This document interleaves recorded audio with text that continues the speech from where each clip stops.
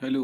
जैसा कि पिछले पार्ट वन में हम लोगों ने देखा था कि पार्ट टू के लिए हम लोग अपने स्पिन के कॉन्सेप्ट के बेस पर हाइड्रोजन एटम की स्प्लिटिंग को समझाएंगे। So welcome to the part two of this 3 part series. यहाँ पर हमारे पास बोहर सोमरफील्ड थ्योरी, जो कि एक ओल्ड क्वांटम थ्योरी हम कहते हैं, उसकी हेल्प से अभी तक जो एक्सप्लेनेशन हम लोगों ने किए हैं, अब उनको हम एक न्यू क्वांटम थ्योरी जिसमें स्पिन के कॉन्सेप्ट को हम लोग इंक्लूड करेंगे, उससे वो रिजल्ट हम वापस से एक्सप्लेन करेंगे। कुल मिला के आप समझिए, अभी तक आपने जो सोमरफील्ड की थ्योरी से हाइड्रोजन की स्प्लिटिंग को समझा था, अब उसको स्पिन के कॉन्सेप्ट से समझना है। मान लेते हैं हमारे पास एक एटम है, हाइड्रोजन एटम ही है, जिसका सी मतलब सेंटर है, न्यूक्लियस है, प्रोटॉन है एक, और एक इलेक्ट्रॉन है जो उसके चारों तरफ चक्कर लगा रहा है। इलेक्ट्रॉन का मोशन हो रहा है, वेलोसिटी आपके पास एरो से दिखाई जा रही है। तो राइट हैंड थंब रूल से जो एल होगा, एंगुलर मोमेंटम की डायरेक्शन, वो perpendicular to the plane of orbit होगी, अपवर्ड होगी। अब एक सिचुएशन को पलट दीजिए। मान लीजिए कि इलेक्ट्रॉन के फ्रेम में हम आ जाते हैं। तो इलेक्ट्रॉन को आप अगर स्थिर माने, रुका हुआ माने, तो आप मानोगे कि जो प्रोटॉन है वो उसके चारों तरफ एक सर्टेन वेलोसिटी के साथ चक्कर लगा रहा है। ओके, ये बिल्कुल वैसा जैसे हम पृथ्वी को स्थिर माने और माने कि सूर्य उसके चारों तरफ चक्कर लगा रहा है। तो अब यहाँ पर प्रोटॉन जिस डायरेक्शन में मूव कर रहा है, करंट भी उसी डायरेक्शन में हो, क्योंकि प्रोटॉन एक पॉजिटिव चार्ज है। तो जो सेंटर है जहाँ इलेक्ट्रॉन है, वहाँ पर हम इस प्रोटॉन के मोशन की वजह से एक मैग्नेटिक फील्ड प्रोड्यूस होता हुआ देखेंगे। अभी जो प्रोड्यूस हो रही है मैग्नेटिक फील्ड, इसका कारण क्या है? इसका कारण है प्रोटॉन के मूवमेंट से बनने वाली करंट। और करंट जो होता है वो टाइम का एक फैक्टर होता है, मतलब I बराबर dq/dt होता है, और यानी वेलोसिटी यहाँ आ जाएगी। तो हम ये कह सकते हैं कि जो मैग्नेटिक फील्ड है ये प्रोपोर्शनल होगा एंगुलर मोमेंटम के, जो कि प्रोपोर्शनल होता है वेलोसिटी के। तो B और L ये दोनों आपस में प्रोपोर्शनल होंगे। आई होप आप इसको समझ पा रहे हो। जो ऊपर का फिगर है इसको एक बार और देखिएगा तो आप इसको समझ पाएंगे। अब हम आते हैं अपने पुराने कॉन्सेप्ट पर, जहाँ की हमें मैग्नेटिक एनर्जी निकालनी होती है। तो मैग्नेटिक एनर्जी यूएम को हम लिखते हैं माइनस टाइम मैग्नेटिक मोमेंट। यहाँ हम स्पिन ले रहे हैं तो म्यू स्पिन डॉट जो मैग्नेटिक फील्ड है ये बी। अब यहाँ पे खास बात देखिए, बी जरूरी नहीं है कि बाहर से लगी हुई मैग्नेटिक फील्ड है, ये इस डायनेमिक्स के हिसाब से इस एटम की इंटरनल मैग्नेटिक फील्ड है। स्पिन मैग्नेटिक मोमेंट क्या होता है? वो होता है -GS/E/2m फैक्टर S। यहाँ पर GS की वैल्यू 2 होती है स्पिन के लिए, तो हम सीधे तौर पर यहाँ पर E/m पाएंगे माइनस साइन के साथ विद S। तो अब हमारे पास जो मैग्नेटिक एनर्जी है that is minus sign already हमारे पास है, और एक जो यहाँ पर E/m के साथ पूरा फैक्टर होगा, तो ये दोनों मिला के प्लस हो जाएंगे। तो minus time -E/m S dot B already वहाँ पर है, तो दोनों तरफ स्केलर क्वांटिटीज़ हैं। तो E/m S dot B already हम लोग ने प्रूफ कर दिया है इससे पहले कि B प्रोपोर्शनल होता है L के। तो मान लो कोई प्रोपोर्शनलिटी का सिंबल A होगा, तो उसको हम यूज करेंगे, तो A time E/m S dot L लिख सकते हैं, यानी B की जगह पे हमने L लिख दिया। आई होप ये पूरा पॉइंट आपको क्लियर हो रहा होगा कि ऐसे हम B की जगह पर L लिख रहे हैं, यानी मैग्नेटिक फील्ड के साथ जो प्रोपोर्शनलिटी L की उसको ले रहे हैं। ये बड़ा इंपॉर्टेंट रिजल्ट है। क्यों इंपॉर्टेंट रिजल्ट है? क्योंकि यहाँ मैग्नेटिक एनर्जी को स्पिन एंगुलर मोमेंटम और ऑर्बिटल एंगुलर मोमेंटम के टर्म में लिख रहे हैं, यानी मैग्नेटिक एनर्जी जो होगी उस एटम की, वो इन दोनों मैग्नेटिक एंगुलर मोमेंटम और इन दोनों एंगुलर मोमेंटम के ऊपर डिपेंड करेगी। और ये बहुत ही इंपॉर्टेंट रिलेशन है। इस तरह के रिलेशन से ही हम एक स्टेटमेंट देते हैं कि एंटी पैरेलल होगा तो एक डायरेक्ट एक एनर्जी होगी, और पैरेलल होगा स्पिन तो एक एनर्जी होगी। सो एस की दो ही वैल्यूज पॉसिबल हैं एज द स्टनगाल एक्सपेरिमेंट और गॉड स्मिथ की थ्योरी से, +½ -½ या कह लो पॉजिटिव निगेटिव।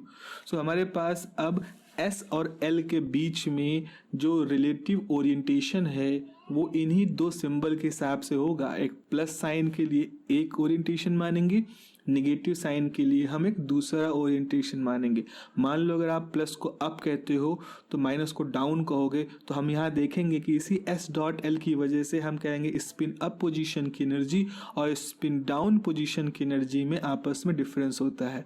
अब यहाँ पर एक समझ लीजिए दिमाग में कि जो अप एंड डाउन ये जो दो डायरेक्शंस हैं ये रिलेटिव डायरेक्शन होती हैं।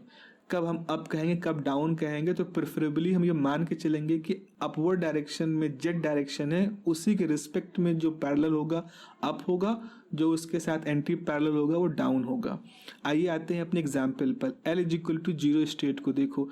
L is equal to zero state मतलब S स्टेट होती है, ये केमिस्ट्री में सीखा है। तो S डॉट एल की वैल्यू यहाँ पर जीरो होगी, क्योंकि यहाँ पर वेक्टर L ही जीरो होगा, क्योंकि उसमें स्मॉल l जीरो है। तो इसका मतलब है कि यहाँ पर अगर आप मैग्नेटिक एनर्जी जो निकालोगे डिफरेंस की, that will be zero. So अब हम इसको फिजिकली समझ लीजिए कि अगर L is equal to zero है तो वहाँ UM जीरो होगा, यानी कि जो S स्टेट है, S स्टेट क्यों कह रहे हैं, क्योंकि L is equal to zero state है, इसमें कोई भी स्प्लिटिंग नहीं होगी। तो स्पिन के कॉन्सेप्ट से हम यहाँ पर ये कहते हैं कि जो हमारा S स्टेट होगा उसमें कोई स्प्लिटिंग नहीं होगी। ये बहुत इंपॉर्टेंट क्वेश्चन है मल्टीपल चॉइस ऑब्जेक्टिव टाइप के क्वेश्चंस के लिए, कि स्प्लिटिंग S स्टेट में नहीं होती है, क्यों नहीं होती है, कौन से फैक्टर उसके लिए जिम्मेदार हैं। S डॉट एल ये जो फैक्टर है यहीं से ये समझ में आ रहा है। अब आते हैं अपनी मैग्नेटिक एनर्जी के फॉर्मूले पर।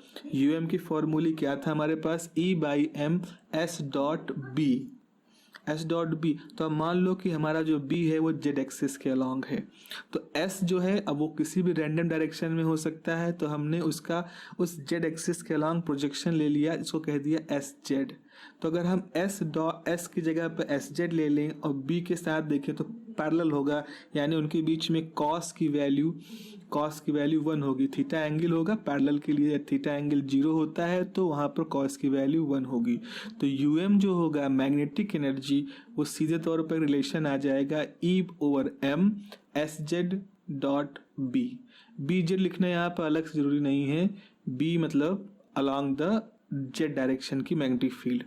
अच्छा, एक और क्वांटम रूल हमने पढ़ा है, एक बहुत इंपॉर्टेंट पॉइंट है कि जो जेड कंपोनेंट होता है स्पिन का, दैट इज MS क्रॉस। तो MS की वैल्यू +½ या -½ होती है, ये हमारा क्वांटम रूल, दो ही वैल्यूज यहाँ पर पॉसिबल हैं। तो अब अगर हम मैग्नेटिक एनर्जी में इस SZ की वैल्यू को रखें, जैसे यहाँ पर रख रहे हैं, तो UM is equal to E/m और SZ की जगह पर रखा जाएगा ±½ H क्रॉस। तो ±E/m ½ B, और B अगर रख दिया है देन वी हैव, कुछ छूट रहा है यहाँ पर, देखना पड़ेगा, हाँ H cross. So UM is equal to E/m ½ BH cross. अब थोड़ा सा रीअरेंज कर लें इस चीज़ को, तो देखिए EH cross by 2m B, EH cross by 2m already हमें मालूम है कि इसे कहते हैं बोहर मैग्नेट्रॉन। तो हमारे पास UM की जो वैल्यू आएगी उसमें बोहर मैग्नेट्रॉन के टर्म में हम यहाँ पर लिख सकते हैं, बोहर मैग्नेट्रॉन को μB के फॉर्म में लिखते थे। तो नाउ अब हमारे पास रिलेशन क्या आ गया है, that is the magnetic energy, that is UM is ± UM के लिए तो μB लिखना होगा, हाँ ठीक है। तो अब यहाँ पर हम लिखेंगे ±μB टाइम B।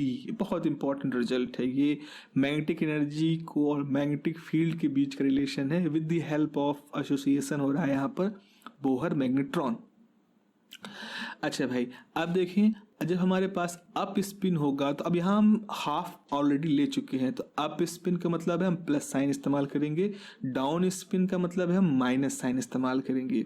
तो अप स्पिन की एनर्जी +μB भी है और डाउन स्पिन की एनर्जी -μB टाइम B है। तो अब यहाँ पर जो डिफरेंस होगा एनर्जी का वो होगा UM for up -UM down, minus minus already है तो प्लस हो जाएंगे, तो ओवरऑल जो डिफरेंस होगा दोनों एनर्जी स्टेट्स में वो होगा 2 टाइम μB टाइम B। ये बहुत इंपॉर्टेंट रिजल्ट है। तो अब हम अगर P स्टेट ले रहे हैं जिसके लिए L की वैल्यू 1 होती है, तो L इज इक्वल टू 1 के लिए हमारे पास दो स्टेट होंगी, या तो इलेक्ट्रॉन अप स्टेट में हो सकता है या माइनस या डाउन स्टेट में हो सकता है। तो ये दोनों ही दो स्टेट्स जो हमारे पास हैं, ये दोनों पॉसिबिलिटीज़ रहेंगी। तो इन दोनों पॉसिबिलिटीज़ को फिर हम एक जगह ड्रॉ करेंगे, है ना, ये स्प्लिटिंग की वजह से ऐसा हो रहा है। सो अब जब उसको ड्रॉ करेंगे देन वी कैन अज्यूम क्या, वी कैन विजुलाइज कि कैसे स्प्लिटिंग यहाँ रिस्पॉन्सिबल होती है। तो अब यहाँ पर अब प्लस यहाँ पर हो जाएगा S पैरेलल जब है L के, और S जब एंटी पैरेलल है L के। L is suppose Z direction के अलोंग एक डायरेक्शन है। तो अब यहाँ पर म्यू बी बी हो गया और यहाँ पर भी म्यू बी हो गया। माइनस साइन दिखा रहा डाउन के लिए है। और जो एस स्टेट है इसमें किसी तरह की कोई भी स्प्लिटिंग नहीं होने वाली है। तो जब कोई स्प्लिटिंग यहाँ पर नहीं होगी म्यू बी में, तो अब आप सीधे ट्रांजिशन लीजिए, सीधा ट्रांजिशन लीजिए यहाँ पर। तो अब देखो डाउन स्पिन से जब आएगा तो L equal to 0, up spin से जब आएगा तो अब यहाँ पर हम क्या देख पा रहे हैं, दो स्पेक्ट्रल लाइंस बन रही हैं L इक्वल टू 1 से L इक्वल टू 0 तक। तो ये जो दो स्पेक्ट्रल लाइन है ये दिखा रही है कि जो हमारा P से S में ट्रांजिशन है वो एक स्पेक्ट्रल लाइन का नहीं होगा बल्कि उसमें दो स्पेक्ट्रल लाइंस होंगी। ऐसे ही आगे हायर स्टेट के लिए भी आप मान सकते हैं। सो दिस इज अब all about the part 2। In part 3 we will discuss anomalous Zeeman effect. So